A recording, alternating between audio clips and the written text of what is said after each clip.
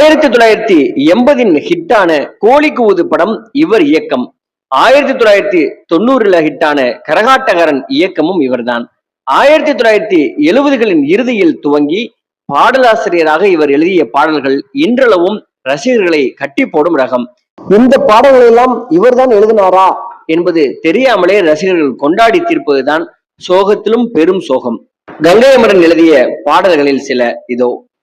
பூவரசம் பூ பூத்தாச்சி, பொண்ணுக்கு தேதி வந்தாச்சி.